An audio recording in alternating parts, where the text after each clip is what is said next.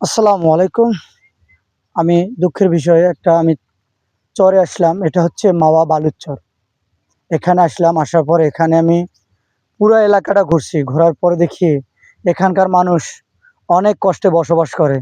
কি বলবো? এত বসবাস করে, সরকারের চোখে পড়ে না। আমি আজকে ওনাদের মাঝে আসলাম। আসছি কোথা থেকে? সেই ঢাকা নারায়ণগঞ্জ থেকে। ওনাদের মাঝে আসলাম। আসে ওনাদের দুঃখ কিছু আপনাদের মাঝে শেয়ার করব। আসসালামু আলাইকুম। আসসালামু আলাইকুম। ওয়ালাইকুম আসসালাম। আচ্ছা, ওয়ালাইকুম আসসালাম।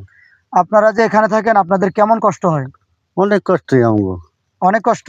হ্যাঁ, তার মানে এখানে কারেন্ট পাচ্ছেন না, হ্যাঁ, বাজার পাচ্ছেন না, অনেক ধরনের সমস্যা আমগো। অনেক ধরনের। তার মানে আপনাদের এখানে তো ডাকাতেও পড়তে পারে, হ্যাঁ, রাত নদীর পার রাইতে আমরা পাহারা থাকি।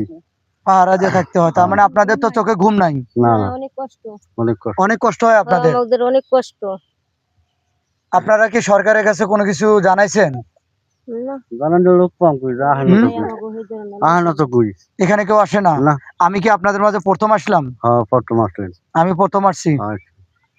তাহলে আপনি কি এখানে কিছু বলেন, আপনাদের কষ্টের কথা বলেন। আপনারা কষ্টই চোরের ভিতরে থাকি, চোর ডাকাতের ভয় না। চোর ডাকাতের ভয়। চোর ডাকাতের ভয় রাত বেড়ে যাক না থাকেন না, জানি খাইতে খাই। কষ্টই। দেখেন ওনাদের কত কষ্ট। আমরা যারা আছি সবাই ওনাদের পাশে দাঁড়াবো। আর একটা কথা, ভিডিওটা বেশি বেশি শেয়ার করে দিবেন, আর অন্যকে দেখার সুযোগ করে দিবেন। আর আমি বলতেছি, এই ভিডিও থেকে যে ইনকামগুলো আসবে সব ওনাদের মাঝে চলে আসবে।